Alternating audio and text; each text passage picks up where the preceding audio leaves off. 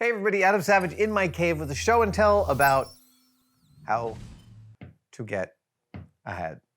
I know. Look, we got the bad pun out of the way early.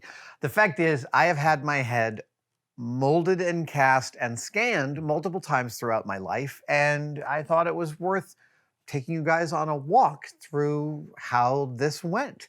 The very first time I had my head cast and molded was in 1994. Yeah, I was 27 years old. And for the last time in my life, I was beardless and bald. I was bald because, I knocked over the guy. Sorry. I was bald because I had just shaved my head. In 1993, I decided to shave my head. I don't know why exactly. Life was just easier that way. And I have a pretty good shaped head, so it was fine. I was bald for a couple of years. But a friend of mine who's a photographer asked me to participate in a photo shoot and asked me to shave for that photo shoot. So I was thinking, I was working for Jamie Heineman at the time at Colossal Pictures. And I was thinking, as long as I'm bald and beardless, we should cast my head. It would just be useful to have. And I knew how it worked. I knew you took dental alginate, which is a seaweed-based, fast-setting, non-toxic casting material that dentists use to cast your teeth. You slather that on yourself like wet oatmeal, and then you cover over it with plaster bandages that give a support to the soft rubber that captures the detail of your head.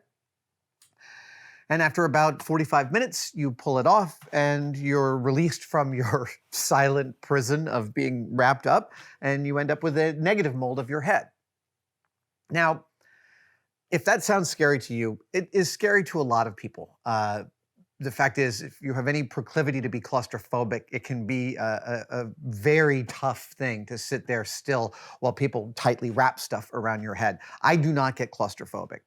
But when we posted a picture of this recently, a lot of people were curious how we got a casting with the mouth open. Because obviously, when you do a casting, you need to accommodate a space for the castee to breathe.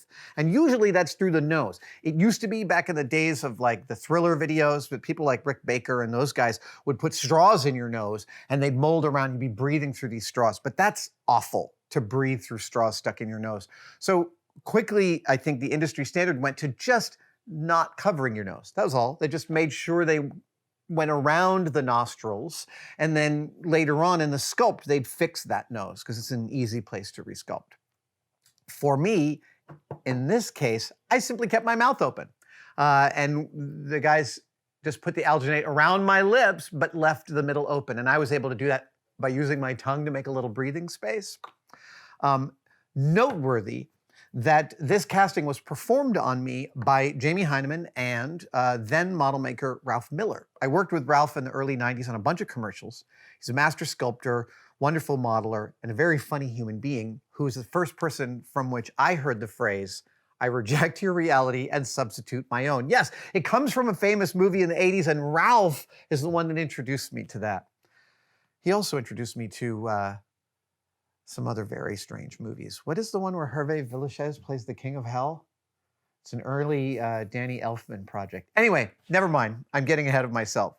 We made this casting in 1994. I had the mold for a while, and this is the last casting I possess from that mold. The ears need a little resculpting, but it is in my plans at some point to fix this up and remold it. It's interesting having what do you call it? It is interesting having a representation of my young self. And this wasn't the last time. Here, for instance, in around 2010, my friends at ILM did a casting of me. And this was supervised by my friend Danny Wagner, master sculptor, master prosthetic artist, painter, modeler. Danny can do it all.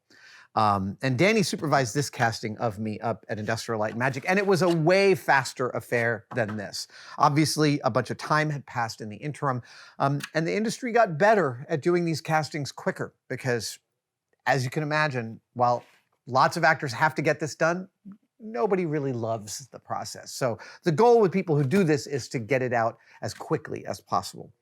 And Danny did this did this casting for me in order to make this sculpt. So this is not truly a casting of me at 117 because, well, we don't have time machines.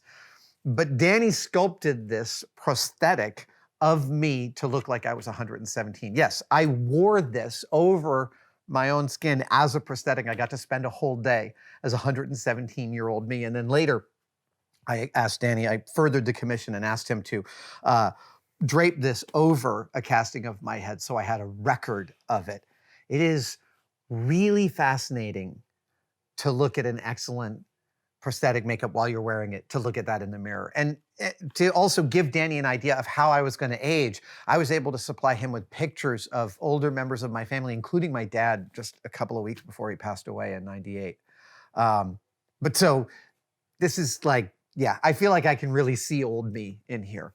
Now you're probably wondering about this guy, and this comes courtesy of my friends at FBFX, and this required no sitting, no time, no casting, no molding. So FBFX is a company out of London that does all sorts of incredible movie costume work. They did the suits from The Martian and Gravity and a bunch of other space movies. They've also done tons of the Marvel Universe armor and I think even some DC Universe armor. Yep. And as you can imagine, for like a big Marvel project, someone like Chris Hemsworth, getting them somewhere in the world so you could spend a couple of hours casting their head, these people are expensive to move around the planet. And FBFX, knowing that, it came up or utilized a totally different technique for getting high quality reproductions of their actors, and it is a scanning process. For this, I stepped into a room at FBFX's facility, and something like 150 DSLR cameras photographed me all at once, and then software stitched all those together into a photogrammetry model of me, which they then carved out of white bead foam and sent to me. I didn't know that they were going to do that. I said that, oh, I haven't said that yet. One of the things that's great about having a casting of your head is if you do cosplay like I do, it's fabulous to have a correctly sized buck that you're going to model off of for wigs, for hats, for anything that has to go on here, glasses, all of that. The marks on these that you can see are all actually pieces of costumes that I've built using these as my foundation. And this is without a doubt the most useful mannequin I have in the shop. I've draped many costumes on this. And I want to explain how weird it is to see yourself up close. Not just like this, not that. That's weird in and of itself. But seeing my whole physicality here, albeit about 10 pounds heavier than I am now, but seeing my whole physicality here, it's far out. It's peculiar. And there's one aspect of this which I really dig, which is here, you can actually see my cell phone in my pocket. That's how accurate these scans actually are. Yeah, I built a special dolly for this just so that it sits as close as possible to my height as possible. Yes, as an active cosplayer, these are incredibly useful to me, and I realized that I had never walked you guys through the whole history of these castings, even though many of them have shown up in the background unexplained. I thought it was time to explain.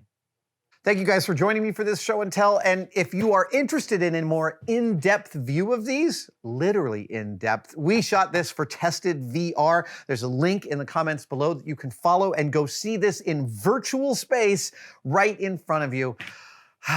Thank you guys, and as always, I will see you next time.